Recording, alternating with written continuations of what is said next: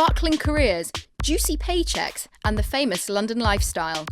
These are just some of the attractions pulling in 20-somethings from across the UK to its capital. But for most young Londoners, this is a world away from the reality. The soaring cost of London living is pushing their finances to the brink, and a number are now starting to question for how much longer will they be able to call this city home.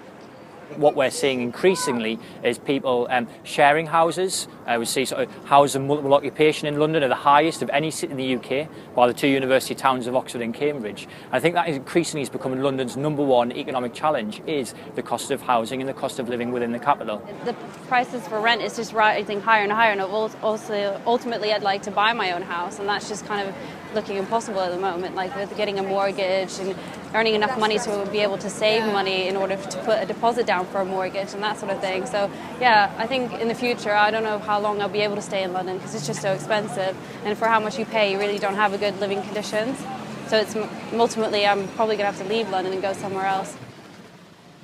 The average cost of renting in the capital is now £17,000 a year, around double the rest of the UK, and a staggering 86% of the average London graduate's net pay.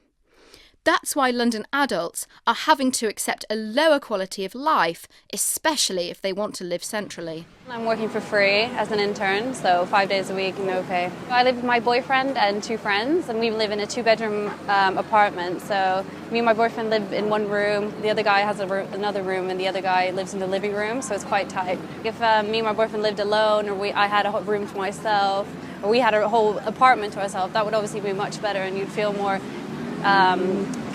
it'd be a better living condition. You'd feel more independent instead of kind of all cramped together as friends, just because it's cheaper.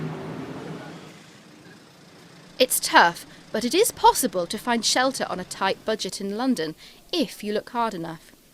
Through a project for the Estates Gazette, graduate Tim Lowe has been hunting down living spaces in central London for less than £500 a month.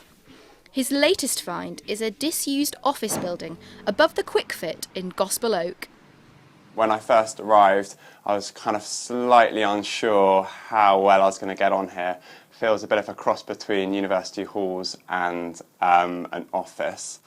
But actually over time you kind of get much more used to the mess and you know, the noise, and you kind of embrace it.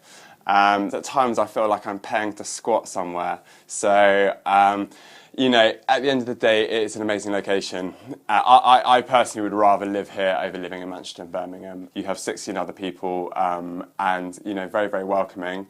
I want to be in London, and I want to be in a central location. Chaotic living conditions can have a damaging impact on their work mentality and personal development. But London's pull is so strong that London people would rather weather this than move elsewhere. I think it's that availability of jobs, not only the sheer number, but actually the range of jobs that are available, and crucially the ability for career progression that really sort of makes London a strong choice and a popular choice between young people, for young people in particular. What we see is that the UK is one of the most centralised countries in the whole of the Western world, and so places like Manchester and Birmingham don't have the powers to create policy, to tackle their specific issues that they face. So what's obvious is that young Londoners urgently need policies to ease their strain. What's not so clear, though, is whether the government will step up to the plate. Katie Morley, Financial Times, London.